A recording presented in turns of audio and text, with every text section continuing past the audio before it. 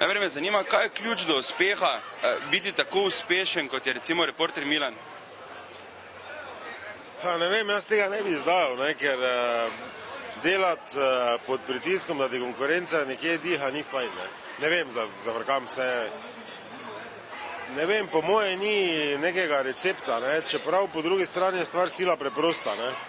Ali vzameš v roke večer, ali si pred večerom, obdelaš aktualne teme, jih obrneš na smešne in to je to. Ni sploh neke komplikacije. Pa je konkurenca ali... Konkurenca je bila, na teh konkurenčnih radijih je bil en prvo, pa sta pol bila dva, pa zdaj ni nobenega, ne vem, vedno nekdo nekaj poskuša, je konkurenca, sigurno da je, ampak na koncu vedno, tako že 3-4 krat pol ostanemo mi trije sami, ampak tam je vseeno, mi delamo z dneva v dan, obdelujemo te teme, tako da ali je konkurenca ali ne, mi poskušamo biti smešni, tako da. Na podlagi česa, v bistvu, kdo določi teme? Trenutno teme v tem mestu določa župan, ker je največkrat predmet debate in jaz bi se v tej priložnosti zahvalil, sicer pa je to naš izbor, v glavnem moj, vse kaj je aktualno, kar ni tragično, tega se res izogibamo, seveda tega ne obdelujemo, kaj je aktualno se da obrniti na hec. Je pa v Mariboru dosti stvari, ki so aktualne in ki so že same po sebi smešne. Tako da absolutno nimamo problema, to damo samo v premi govor, povežemo in to je to. Kaj gleda recimo na vas Bor Grajner, ko si ga velikokrat sposodite? Bor je v bistvu, bom rekel, ne vem, 90% je navajen tega in če bi si ga nehali sposojati, pač ne bi bil sposojen in bi tam nekje kar stal, tako da po moje človek uživa v tem, bom tako rekel, pod narekovajih. Kaj pa se vam zdi, kdo je najbolj smešen? In zakaj je v bistvu najbolj smešen, ne vem? Jaz zaenkrat če nekega tekmovanja v smehu ni bilo, mislim, vsaj nisem ga jaz spremljal. Težko je za eno stvar reči, to je smešno, to ni smešno, ker ljudje so različni, okusi so različni. Vedno pa pravim, da je nekje neka spodnja raven, ko lahko rečeš temu hec ali pa žalostni hec, ki se ga vsak humorist bi naj izogibal. Kaj pa je najbolj smešno, oziroma kdo je najbolj smešen, pa ne vem, jaz se nasmejim Tadeju Tošu, Juriju Zrnecu, ki je zame nekje tu v top 3 v Sloveniji, pa še marsikomu, jaz se rad smejim in težko rečem za stvar, to ni smešno, raj rečem, to je žalostno. Kje pa je meja med okusnim in neokusnim humorjem? Mislim, da je meja. Meja je predvsem šalice z dogodkov, v katerih so bog ne daj bile človeške žrtve, to je neokusno. Isto je za mene neokusno delati hece iz politike, ker humoristki se vsak dan zateka k politiki in iz tega pravi hec nima ideje, ker z politike se zabavajo vsi. O politiki vici so iz leta 50, 60, 70, vse do danes, tako da to se mi ne zdi več okusno humor. Kako je recimo občinstvo, Mariborčani oziroma Slovenci, kako smo sprejeli te gledališke, bom rekel, predstave vaše trojice? Ali je razlika delati na radio in potem gledališko verzijo iz tega potegniti?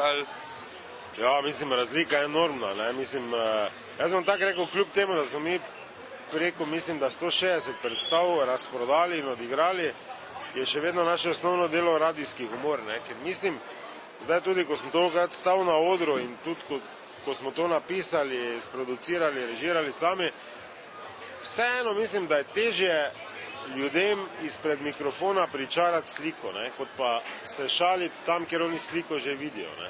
In vedno bom rekel, osnovno delo naše radijski humor in humor na odrskih deskah ni nadgradnja tega. To je neka druga stvar, ki smo se mi oprijeli za to, da so nas kvazi podjetniki, abrahamovci, ljudje, ki so imeli poslovilno službi, rojstni dan, da so nas prenehali gnjavi, da bi nastopali.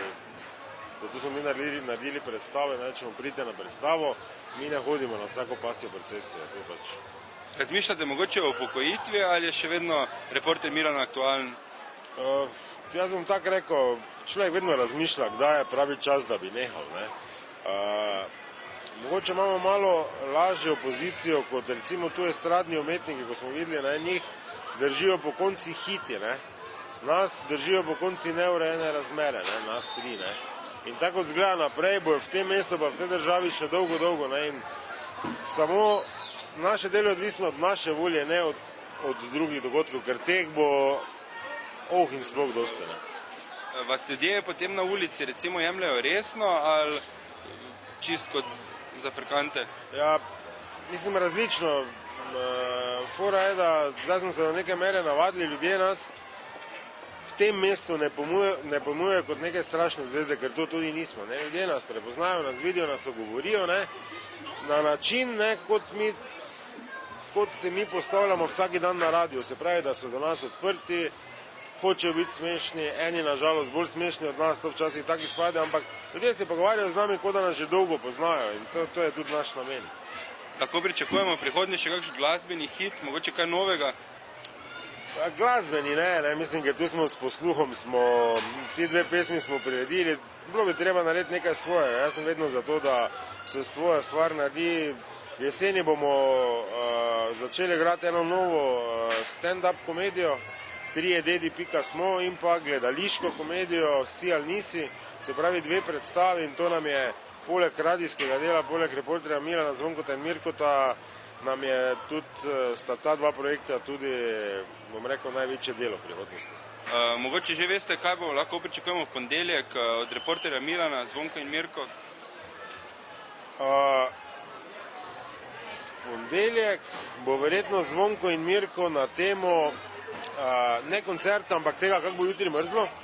In če mrzlo vreme, pa dež, pa vlaga, to pomeni, da lahko doma neke stvari zgladiš, ne, ve se kje. Reporter Milan pa še ne vem, to ne vem. Kaj pa Škrat Bolfenk, kako se bom vključil v prihodnjo oziroma v situacijo tega koncerta? Škrata